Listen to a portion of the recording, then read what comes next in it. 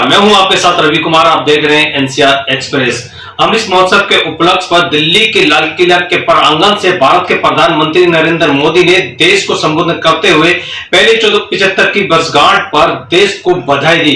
उसके बाद संबोधन करते हुए देश को एक संदेशा दिया। देखिए भारत के प्रधानमंत्री नरेंद्र मोदी अपने संबोधन में क्या बोल रहे हैं। बहुत बधाई। न सिर्फ हिंदुस्तान का हर कोना, लेकिन दुनिया के हर कोने में आज किसी न किसी रूप में भारतीयों के द्वारा या भारत के प्रति अपार प्रेम रखने वालों के द्वारा विश्व के हर कोने में यह हमारा तिरंगा आन बान शान के साथ लहरा रहा है।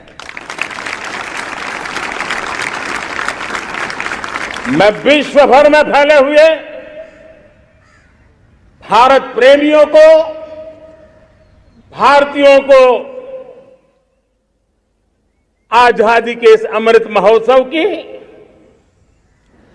बहुत बहुत बधाई देता हूं। आज का ये दिवस ऐतिहासिक दिवस है। एक पुण्य पड़ाव, एक नई राह, एक नए संकल्प और नए सामर्थ्य के साथ कदम बढ़ाने का ये शुभ अवसर है।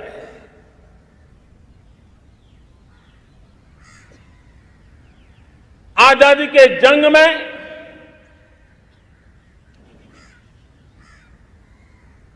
गुलामी का पूरा कालखंड संघर्ष में बीता है। हिंदुस्तान का कोई कोना ऐसा नहीं था, कोई काल ऐसा नहीं था जब देशवासियों ने सैकड़ों सालों तक गुलामी के खिलाफ जंग न किया हो, जीवन न खपाया हो, यातनाएं न झेली हो, आहुति न दी हो। आज हम सब देशवासियों के लिए ऐसे हर महापुरुष को, हर त्यागी को, हर बलिदानी को नमन करने का अवसर है, उनका ऋण स्वीकार करने का अवसर है और उनका स्मरण करते हुए उनके सपनों को जल्द से जल्द पूरा करने का संकल्प लेने का भी अवसर है।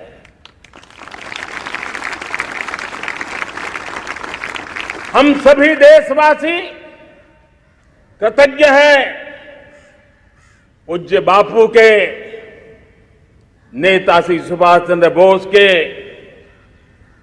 बाबा साहब आंबेडकर के, वीर सावरकर के, जिन्होंने कर्तव्य पथ पर जीवन को खपा दिया। कर्तव्य पथ ही उनका जीवन पथ रहा।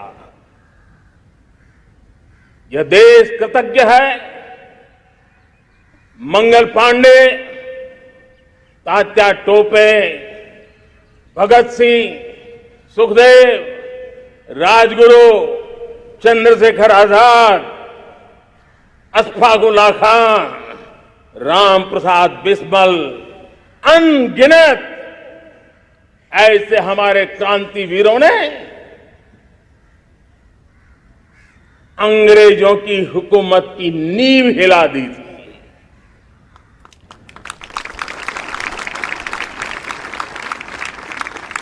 यह राष्ट्र कृतज्ञ है उन वीरांगनाओं के लिए, रानी लक्ष्मीबाई हो, झलकारी बाई, दुर्गा भाभी, रानी गाइदिन्ल्यू, रानी चेन्नम्मा, बेगम हजरत महल, वेलू निचियार, भारत की नारी शक्ति क्या होती है, भारत की नारी शक्ति का संकल्प क्या होता है, भारत की नारी त्याग और बलिदान की क्या पराकाष्ठा कर सकती है, वैसी अनगिनत वीरांगनाओं का स्मरण करते हुए हर हिंदुस्तानी गर्व से भर जाता है।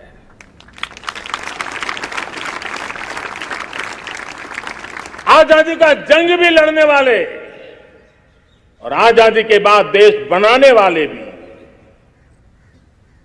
डॉक्टर राजेंद्र प्रसाद जी हो,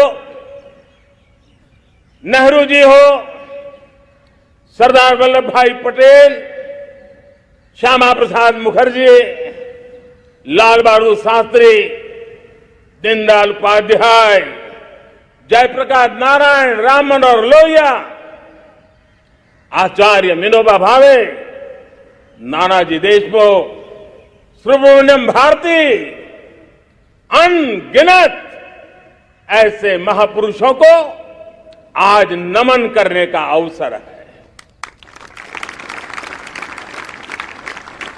जब आजादी के जंग की चर्चा करते हैं तो हम उन जंगलों में जीने वाले हमारे आदिवासी समाज का भी गौरव करना हम नहीं भूल सकते हैं।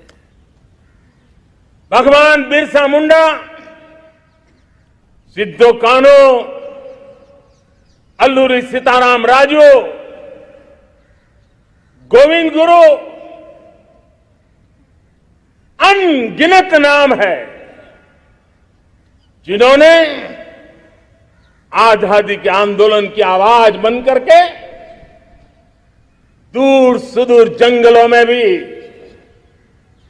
मेरे आदिवासी भाई बहनों में, माताओं में, युवकों में मातृभूमि के लिए जीने मरने की प्रेरणा जगाई। ये देश का सौभाग्य रहा है कि आजादी के जंग के कई रूप रहे हैं और उसमें एक रूप वो भी था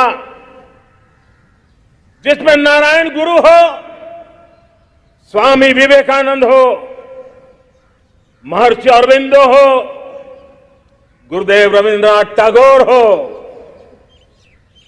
ऐसे अनेक महापुरुष हिंदुस्तान के हर कोने में, हर कान में भारत की चेतना को जगाते रहे, भारत को चेतनवंत बनाते रहे। अमृत महोत्सव के दौरान देश ने पूरे एक साल से हम देख रहे हैं, 2021 में दांडी यात्रा से प्रारंभ हुआ, स्मृति दिवस को संवारते हुए हिंदुस्तान के हर जिले में, हर कोने में देशवासियों ने आजादी के अमृत महोत्सव के लक्षावधि कार्यक्रम किए हैं। शायद इतिहास में इतना विशाल, व्यापक, लंबा एक ही मकसद का उत्सव मनाया गया हो, वो शायद ये पहली घटना हुई होगी। और हिंदुस्तान के हर कोने में उन सभी महापुरुषों को याद करने का प्रयास किया गया जिनको किसी न किसी कारणवश इतिहास में जगह न मिली या उनको भुला दिया गया था। आज देश ने खोज खोज करके हर कोने में ऐसे वीरों को, महापुरुषों को, त्यागियों को, बलिदानियों को, सत्याग्रहियों को याद किया, नमन किया। अमृत महोत्सव के दरमियान इन सभी महापुरुषों को नमन करने का अवसर रहा। कल 14 अगस्त को भारत ने विभाजन विभीषिका स्मृति दिवस भी बड़े भारी मन से हृदय के गहरे गांवों को याद करते हुए उन कोटि कोटि जनों ने बहुत कुछ सहन किया था, तिरंगे की शान के लिए सहन किया था, मातृभूमि की मिट्टी से मोहब्बत के कारण सहन किया था और धैर्य नहीं खोया था। भारत के प्रति प्रेम ने नई जिंदगी की शुरुआत करने का उनका संकल्प नमन करने योग्य है, प्रेरणा पाने योग्य है। आज जब हम आजादी का अमृत महोत्सव मना रहे हैं तो पिछले 75 साल में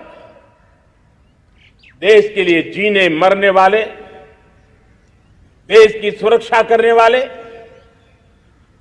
देश के संकल्पों को पूरा करने वाले, चाहे सेना के जवान हो, पुलिस के कर्मी हो, शासन में बैठे हुए ब्यूरोक्रेट्स हो, जनप्रतिनिधि हो, स्थानीय स्वराज की संस्थाओं के शासक प्रशासक रहे हो, राज्यों के शासक प्रशासक रहे हो, केंद्र के शासक प्रशासक रहे हो, 75 साल में इन सबके योगदान को भी आज स्मरण करने का अवसर है और देश के कोटि कोटि नागरिकों को भी जिन्होंने 75 साल अनेक प्रकार की कठिनाइयों के बीच भी देश को आगे बढ़ाने के लिए अपने से जो हो सका वो करने का प्रयास किया है। मेरे प्यारे देशवासियों, 75 साल की हमारी ये यात्रा अनेक उतार चढ़ाव से भरी हुई है। सुख दुख की छाया मंडराती रही है और इसके बीच भी हमारे देशवासियों ने उपलब्धियां की है, पुरुषार्थ किया है, हार नहीं मानी है, संकल्पों को ओझल नहीं होने दिया है। और इसलिए और ये भी सच्चाई है कि सैकड़ों सालों के गुलामी के कालखंड ने भारत के मन को, भारत के मानवीय की भावनाओं को गहरे घाव किए थे, गहरी चोटें पहुंचाई थी, लेकिन उसके भीतर एक जिद भी थी, एक जिजीविषा भी थी, एक जुनून भी था, एक जोम भी था। और उसके कारण अभावों के बीच में भी, उपहास के बीच में भी, और जब आजादी का जंग अंतिम चरण में था तो देश को डराने के लिए, निराश करने के लिए, हताश करने के लिए सारे उपाय किए गए थे। अगर आजादी आई, अंग्रेज चले जाएंगे तो देश टूट जाएगा, बिखर जाएंगे, लोग अंदर अंदर लड़ करके मर जाएंगे, कुछ नहीं बचेगा, अंधकार युग में भारत चला जाएगा। न जाने क्या क्या आशंकाएं व्यक्त की गई थी, लेकिन उनको पता नहीं था ये हिंदुस्तान की मिट्टी है। इस मिट्टी में वो सामर्थ्य है जो शासकों से भी परे सामर्थ्य का एक अंतर प्रभार लेकर के जीता रहा है, सदियों तक जीता रहा है। और उसी का परिणाम है हमने क्या कुछ नहीं झेला। कभी अन्न का संकट झेला, कभी युद्ध के शिकार हो गए,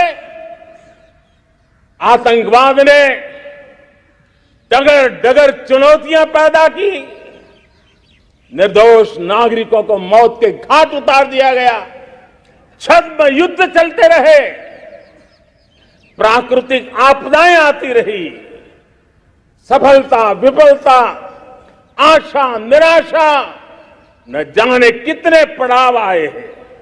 लेकिन इन पड़ाव के बीच भी भारत आगे बढ़ता रहा। भारत की विविधता जो औरों को भारत के लिए बोझ लगती थी, वो भारत की विविधता ही भारत की एक अनमोल शक्ति है, शक्ति का एक अटूट प्रवाह है। और दुनिया को पता नहीं था कि भारत के पास एक इनहेरेंट सामर्थ्य है, एक संस्कार सरिता है, एक मन मस्तिष्क का विचारों